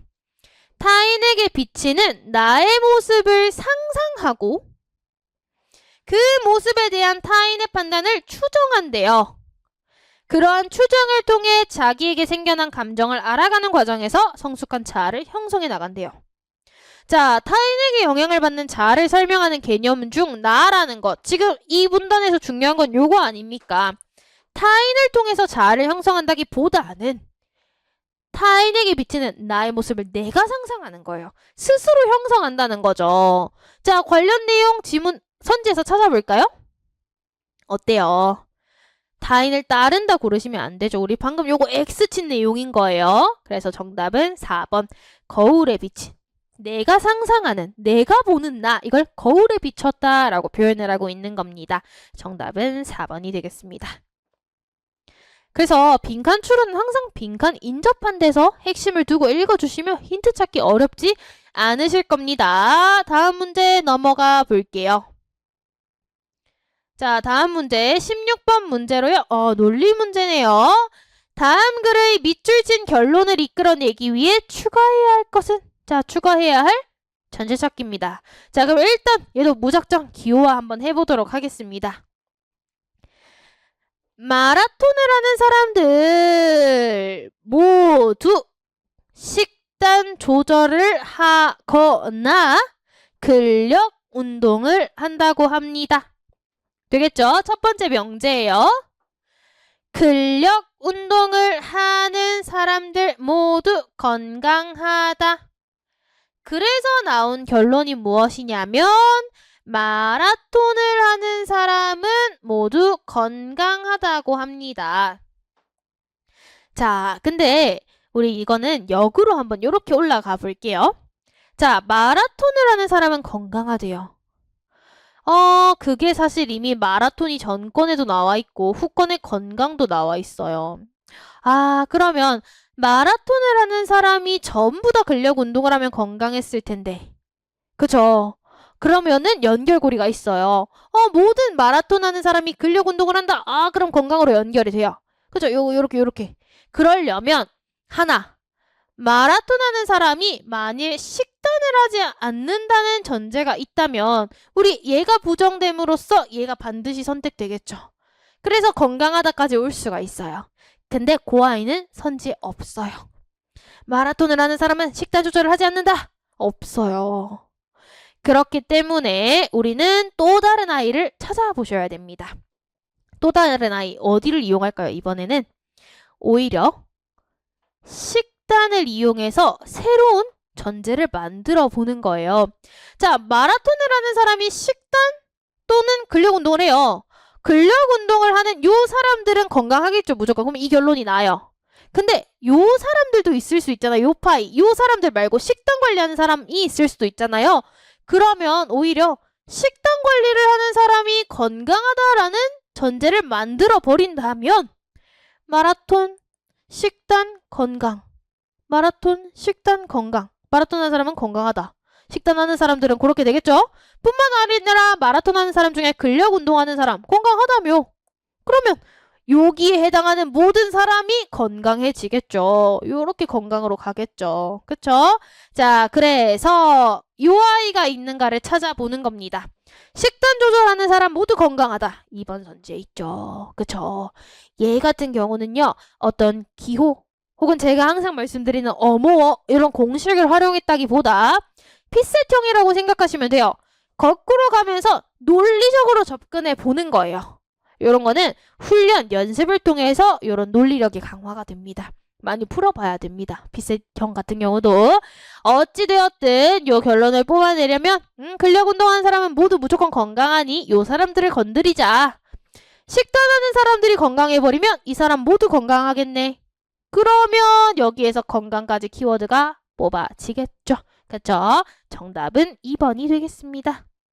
논리적 생각하는 힘을 기르자 라는 것을 우리 기출을 통해 알 수가 있겠습니다. 자, 다음 문제 넘어갈게요. 17번 문제입니다. 다음 대화를 분석한 내용으로 적절하지 않은 것은? 자, 어쨌든 화법형이에요. 선지 한번 볼까요? 지문이 또 길어. 근데 선지 보시면요. 제가 이거 포인트 말씀드렸어요. 자, 여기에서는요. 물론 세부 내용도 묻긴 하지만 우리가 조금 여기에서 키워드 핵심으로 두어야 되는 건 동의하지 않는다, 동의한다의 여부를 묻고 있어요. 그러면 우선 갑을 병 세 사람 나오죠. 이 사람들의 주장, 핵심 주장이 뭔가를 좀 뽑아내고 대립하는지 대립하지 않는지 그 지점을 찾아주는 게 중요합니다. 많이 나오는 포인트예요. 동의, 대립 이런 식으로. 자, 그래서 글을 읽으면서 우선 주장 찾기부터 한번 해보도록 할게요. 자, 우선 갑입니다. 언어는 인간의 지각과 사고, 세계관 등을 결정한다. 인간 사고의 내용과 구조는 언어에 의해서 형성되며 이 때문에 동일한 언어를 쓰는 민족은 그 언어에 의해 형성된 공통의 세계관을 갖게 돼. 사고가 언어에 영향을 미치는 게 아니래요. 반대로. 자, 그럼 갑의 핵심 주장은요. 여기 좀 적어볼까요? 빨간 색깔로 쓸게요. 자, 갑의 핵심 주장은 뭐가 위에 있는 거야? 뭐가 짱이에요? 언어랑 사고 비교했을 때 언어가 우위에 있는 거예요. 언어가 사고라고 하는 것보다 우위에 있다. 그래서 언어가 사고에 영향을 미친다가 갑의 주장입니다. 실제로 이걸 우리가 언어랑 사고를 비교했을 때 언어가 우위에 있다. 언어 우위론. 사고가 우위에 있다. 사고 우위론. 절충하는 입장까지 있어요. 그러면 우리 을씨도 한번 볼까요? 자, 우리 을을 봤더니 나는 동의할 수 없어. 언어는 인간의 사고를 표현하는 도구에 불과하다. 그럼 뭐예요? 사고가 우위에 있다는 거죠. 사고가 언어에 영향을 미친다고 봐야 해. 따라서 사고의 차이가 언어의 차이를 낳는다. 자, 을은요. 갑이랑 완전히 대립해요. 동의하는 지점이 1도 없어. 사고가 우위에 있다고 보는 입장입니다. 자, 그랬더니 우리 병씨가 등장했어요. 병씨의 주장도 찾아봐야겠죠. 그렇긴 하지. 사고의 깊이가 깊은 사람은 그렇지 않은 사람에 비해 구사하는 언어의 수준이 높아 사고가 위에 있다는 거죠. 근데 거기서 끝내시면 안 돼요. 왜냐면 하지만이 나와요. 나는 언어가 사고에 영향을 미친다는 것도 동의해. 자, 우리 병은 절충하는 입장이죠. 둘 다 서로 영향을 미친다는 거죠. 쌍방으로. 남미의 어떤 부족은 방향을 표현할 때 왼쪽, 오른쪽이 아닌 북서쪽과 같이 절대 방위로 표현하는데 이 언어를 쓰는 사람들의 공간 감각은 이 언어를 쓰지 않는 사람들보다 뛰어나다. 자, 언어가 어느 정도 사고에 영향을 준다라는 것이 되겠죠. 언어가 다르면 세계를 다르게 인식해. 어떤 언어의 화자가 자기 언어의 색채어에 맞추어 색깔을 구별하는 것은 그 사례로 들 수 있어. 이런 점에서 언어가 없다면 인식하고 사고할 수 없다는 말이 성립해. 그럼 갑은요. 자신의 주장을 굽히지 않는 거죠. 언어가 위에 있다는 거죠. 언어가 없으면 안 돼. 언어가 우위에 있다는 겁니다. 자, 언어가 미숙한 유아라든지 언어가 없는 동물들도 자신들이 직면한 문제에 대해 사고하고 판단하잖아. 뭐예요? 언어가 없어도 사고할 수 있다. 사고가 위에 있다는 거죠. 언어가 사고에 영향을 미치지 못해. 병. 나는 언어와 사고의 관계가 일방적으로 영향을 주는 게 아니래요. 쌍방. 그 누구도 굽히지 않았어. 자기 의견을. 그쵸? 각자 자기 얘기를 한 번 더 강화할 뿐입니다. 자, 그러면 이 내용을 가지고 선지 판단을 해보는 겁니다. 자, 1번. 언어와 사고가 서로 영향을 주고받는 관계는 누구? 병입니다. 을은 동의하지 않지만 병은 동의하는 지점이죠. 2번. 사고가 언어에 영향을 미친다. 즉 뭐예요? 사고가 우위에 있다죠. 갑은 아니죠. 얘는 언어가 우위에 있다입니다. 그쵸? X 치셔야죠. 을은 오히려 동의하죠. 반대로 됐네요. 갑이랑 을이. 그래서 정답은 2번입니다. 3번. 언어가 다르면 세계를 다르게 인식한다. 뭐요? 뭐가 우위에 있다? 언어가 우위에 있다. 갑과 병은요. 어쨌든 둘 다니까 다르게 인식한다는 것도 맞고 사고가 결정하는 것도 맞아. 둘 다 절충이었어요. 그러니 둘이 동의하는 거 적절하고요. 4번. 사고의 차이가 언어의 차이를 낳는다는 건 사고가 우위에 있네? 을과 병이 동의하는 지점이 되겠습니다. 그래서 우리 어때요? 주장 이렇게 정리하니까 간단하게 선지 분석 가능해지죠? 동의, 대립 이런 표현이 나오면 저처럼 주장 찾기부터 우선적으로 한번 해보시기 바랍니다. 자, 넘어가도록 하겠습니다. 18번 문제. 다음 대화에 대한 평가로 적절한 것만을 모두 고르면 자, 평가. 뭐 나오겠어요? 강화, 약화, 논증 평가입니다. 근데 이 아이는 조금 특이하게 문법 요소를 제재로 해서 지문을 구성했어요. 그래서 얘는 오히려 사실 문법이라고 봐도 무방해요. 물론 문법 지식만 있어서는 안 되겠죠. 근데 문법이라고 보는 게 더 적절할 것 같기는 해요. 어쨌든 근데 평가이기 때문에 신유형이기 때문에 자, 우리 평가하기 유형이라고 생각하고 한번 접근을 해보도록 하겠습니다. 평가하기 유형이에요. 근데 저는 이거 문법 영역으로 따로 뺐어요. 문법적인 지식이 없으면 천천히 독해가 어려워졌을 것 같아요. 자, 그래서 우리 문법적인 정보 한번 체크하면서 글을 읽어보도록 하겠습니다. 자, 우리 갑이에요. 친구에게 보내는 감사 메일에 건강하기를 기원한다는 의미로 건강해라. 자, 이거 어때요? 문법적 오류죠? 그쵸? 왜? 건강하다라는 형용사는 뭐랑 결합 못해요? 명령형 어미랑 결합 못해요. 불가능해요. 문법적 오류.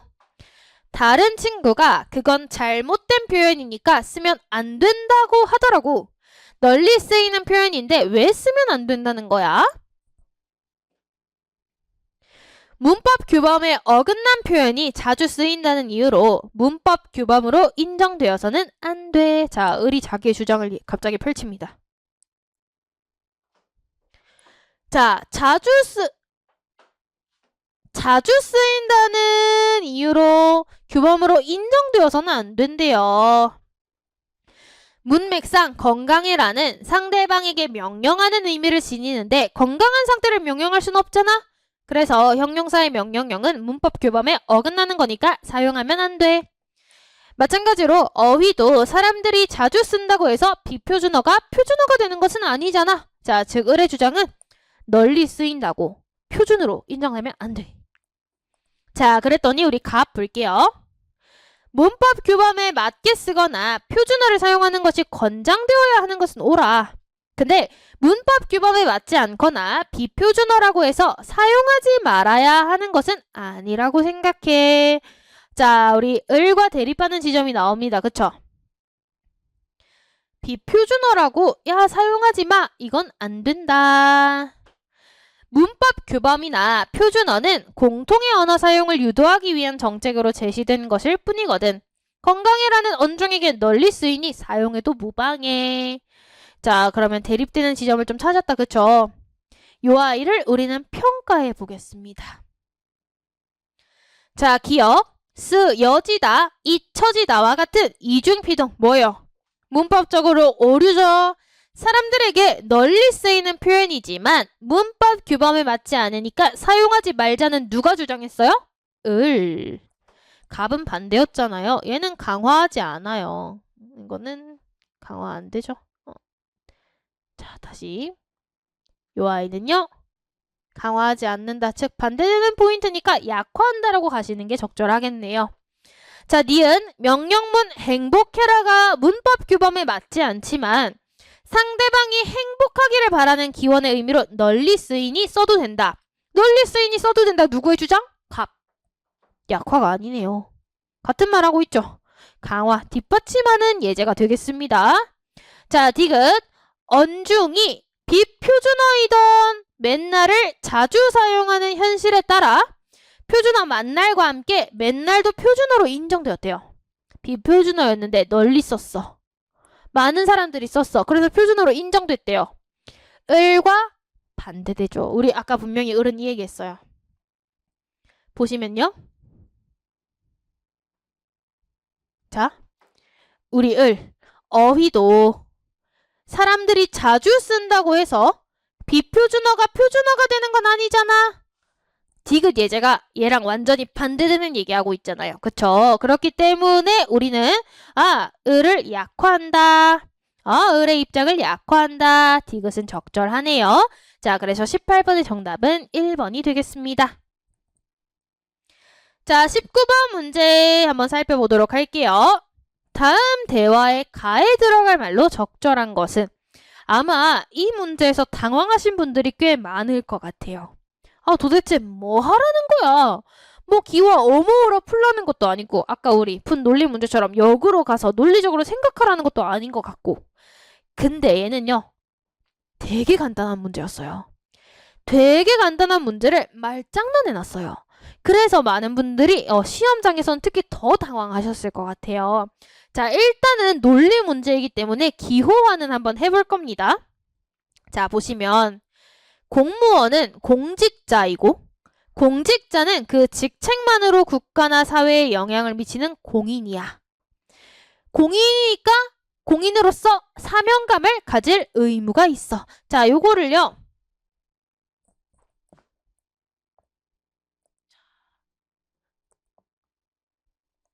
여기 이렇게 보내놓고요. 여기다가 한번 기호화를 해볼게요.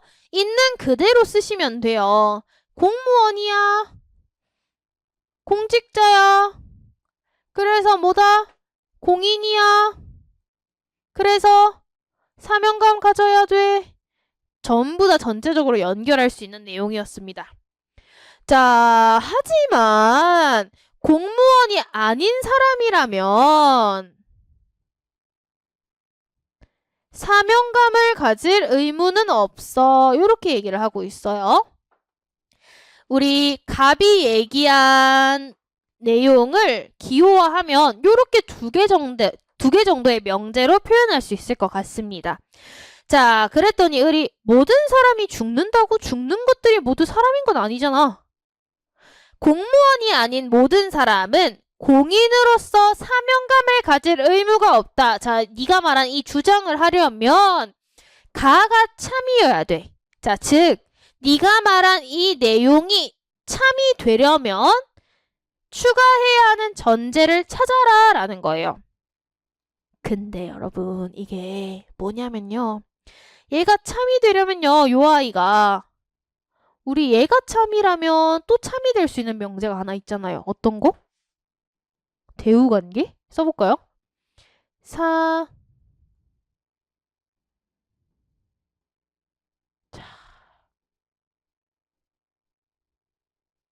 우리 써볼게요.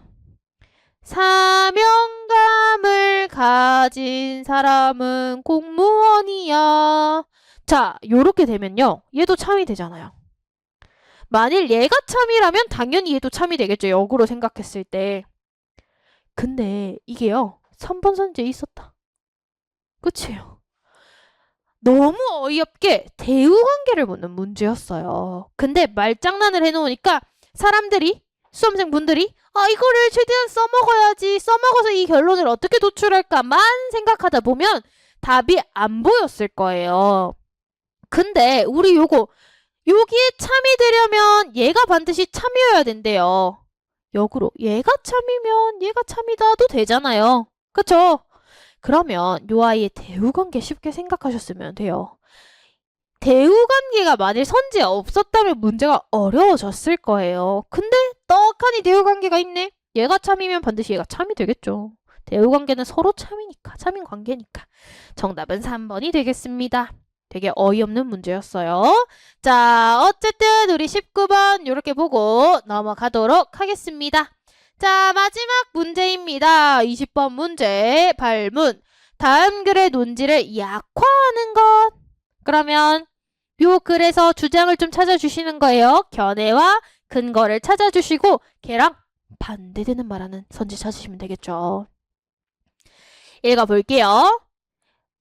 인간이 지닌 대부분의 지적 능력을 상회하는 기능을 발휘하는 인공지능 컴퓨터 프로그램이나 이 프로그램을 사용해 작동하는 기계 장치를 인공 일반 지능이라고 부른대요. 자, 얘가 핵심 화제가 될 겁니다. 작은 따옴표. 이론적으로 인공 일반 지능은 현재까지 개발된 모든 인공지능 프로그램의 기능을 전부 갖게 될 것이다. 좋네요. 인공 일반 지능의 등장이 인간의 본질적 가치를 훼손할 것이라고 우려하는 사람들. 자, 이 사람들의 주장은 쟤를 부정적으로 평가하고 있는 거다. 그쵸? 자, 그렇다면 허용되어야 하는가? 자, 질문 던졌어. 무조건 답변 찾으셔야 됩니다. 답변 찾아볼까요?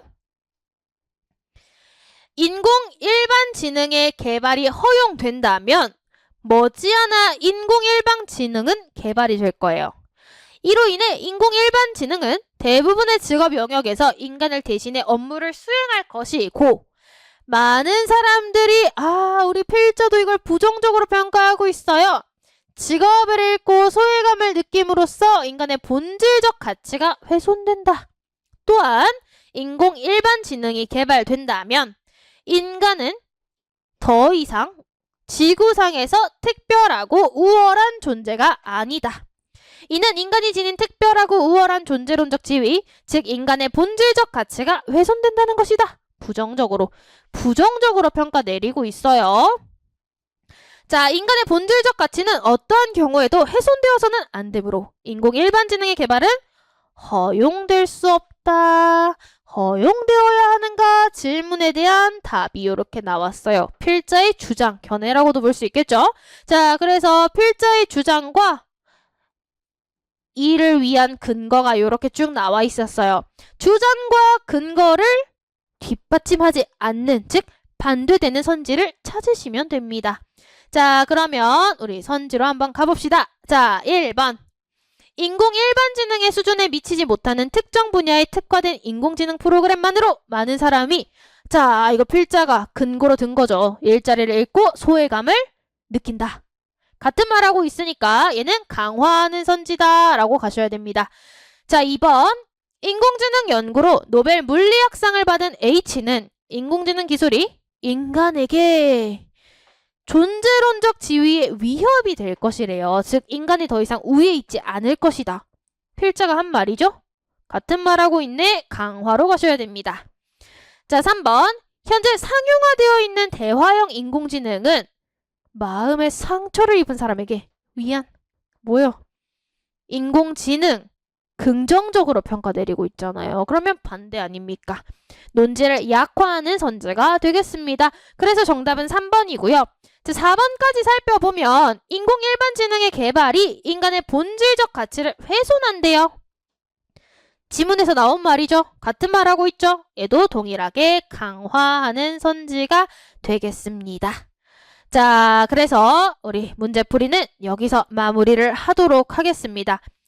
기출 분석이 사실 되게 중요해요. 선지가 어떻게 만들어졌는가, 어떤 문제 유형이 나오는가 분석하는 것은 도움이 되기 때문에 여러분들도 이 해설 강의에 많은 도움을 얻으셨으면 좋겠습니다. 다들 시험 보시느라 너무너무 고생 많으셨습니다. 강의는 여기서 마무리하도록 하겠습니다. 감사합니다.